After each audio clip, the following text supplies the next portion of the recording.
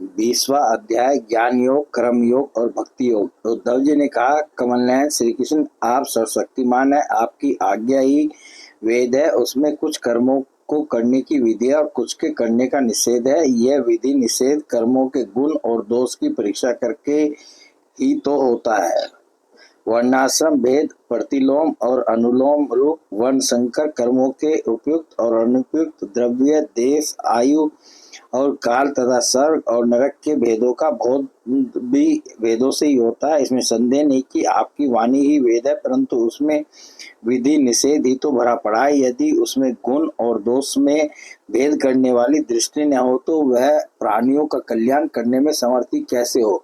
सर्वशक्तिमान परमेश्वर, आपकी वाणी वेद ही पितर, देवता, मनुष्यों के लिए श्रेष्ठ मार्गदर्शक का काम करता है, क्योंकि उसी के द्वारा स्वर्ग, मोक्ष आदि अदृष्ट वस्तुओं का बोध होता है। और इस लोक में भी किसका कौन सा साध्य है और क्या साधन, इसका निर्णय भी उसी से होता है। पर वो इसमें संदेह नहीं कि गुण और दोषों में भेद दृष्टि आपकी वाणी वेद के ही अनुसार है, किसी की अपनी कल्पना नहीं। परंतु प्रश्न तो यह है कि आपकी वाणी ही भेद का निषेध भी करती है। यह विरोध देखकर मुझे भ्रम हो रहा है, आप कृपा करके मेरा यह भ्रम मिटाइए।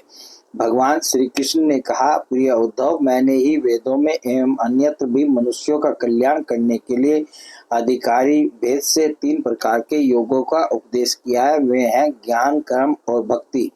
मनुष्य के परम कल्याण के लिए इनके अतिरिक्त और कोई उपाय कहीं नहीं है। उद्धव जी, जो लोग कर्मों तथा उनके फलों से विरक्त हो गए हैं और उनका त्याग कर चुके हैं, वे ज्ञान योग के अधिकारी हैं। इसके विपरीत जिनके चित्त में कर्मों और उनके फलों से वैराग्य नहीं हुआ है, उनमें दुख बुद्धि नहीं हुई है, वे सकाम व्यक्ति कर्म योग के अधिकारी है। जो पुरुष न तो अत्यंत विरक्त है और न अत्यंत आसक्ति है तथा किसी पूर्व जन्म के शुभ कर्म से सौभाग्यवश मेरी लीला कथा आदि में उसकी श्रद्धा हो गई है, वह भक्ति योग का अधिकारी है। उसे भक्ति योग के द्वारा ही सिद्धि मिल सकती है। कर्म के संबंध में जितने भी विधि निषेध हैं, उनके अनुसार तभी तक कर्म करना चाहिए जब तक कर्म में जगत और उससे प्राप्त होने वाले स्वर्गादि सुखों से वैराग्य न हो जाए, अथवा जब तक मेरी लीला कथा के श्रवण कीर्तन आदि में श्रद्धा न हो जाए। उद्धव, इस प्रकार अपने वर्ण और आश्रम के अनुकूल धर्म में स्थित रहकर यज्ञों के द्वारा बिना किसी आशा और कामना के मेरी आराधना करता रहे और निषिद्ध कर्मों से दूर रहकर केवल विहित कर्मों का ही आचरण करे, तो उसे स्वर्ग या नरक में नहीं जाना पड़ता। अपने धर्म में निष्ठा रखने वाला पुरुष इस शरीर में रहते रहते निषिद्ध कर्म का परित्याग कर देता है और राग आदि मलों से भी मुक्त पवित्र हो जाता है। इसी से अनायासी उसे आत्म साक्षात्कार रूप विशुद्ध तत्वज्ञान अथवा द्रुतचित होने पर मेरी भक्ति प्राप्त होती है। यह विधि निषेध रूप कर्म का अधिकारी मनुष्य शरीर बहुत ही दुर्लभ है। स्वर्ग और नरक दोनों ही लोकों में रहने वाले जीव इसकी अभिलाषा करते रहते हैं, क्योंकि इसी शरीर में अंतःकरण की शुद्धि होने पर ज्ञान अथवा भक्ति की प्राप्ति हो सकती है।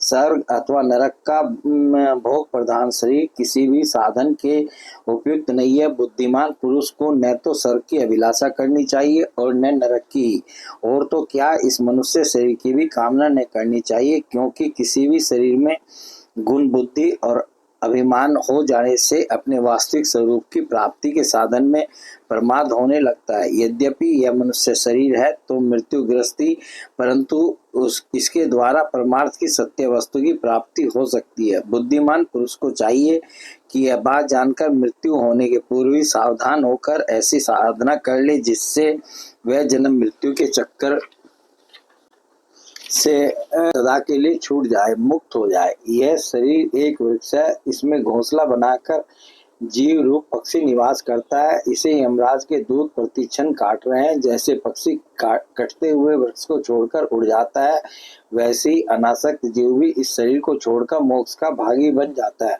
परंतु आसक्त जीव दुख ही भोगता रहता है। प्रिय उद्धव, ये दिन और रात क्षण क्षण में शरीर की आयु को छीन कर रहे हैं। यह जानकर जो भय से कांप उठता है, वह व्यक्ति इसमें आसक्ति छोड़कर परम तत्व का ज्ञान प्राप्त कर लेता है और फिर इसके जीवन मरण से निरपेक्ष होकर अपने आत्मा में ही शांत हो जाता है। यह मनुष्य शरीर समस्त सुख फलों की प्राप्ति का मूल है और अत्यंत दुर्लभ होने पर भी अनायास सुलभ हो गया है। इस संसार सागर से पार जाने के लिए यह एक सुदृढ़ नौका है। शरण ग्रहण मात्र से ही गुरुदेव इसके केवट बनकर पतवार का संचालन करने लगते हैं और स्मरण मात्र से ही मैं अनुकूल वायु के रूप में इसे लक्ष्य की ओर बढ़ाने लगता हूँ। इतनी सुविधा होने पर भी जो इस शरीर के द्वारा संसार सागर से पार नहीं हो जाता, वह तो अपने हाथों अपने आत्मा का हनन अधपतन कर रहा है। प्रिय उद्धव, जब पुरुष दोष दर्शन के कारण कर्मों से उद्विग्न और विरक्त हो जाए, तब जितेंद्रिय होकर वह योग में स्थित हो जाए और अभ्यास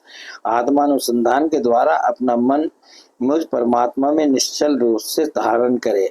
जब स्थिर करते समय मन चंचल होकर इधर उधर भटकने लगे, तब झटपट बड़ी सावधानी से उसे मनाकर, समझा बुझाकर, फुसलाकर अपने वश में कर ले। इंद्रियों और प्राणों को अपने वश में रखे और मन को एक क्षण के लिए भी स्वतंत्र न छोड़े। उसकी एक एक चाल, एक एक हरकत को देखता रहे।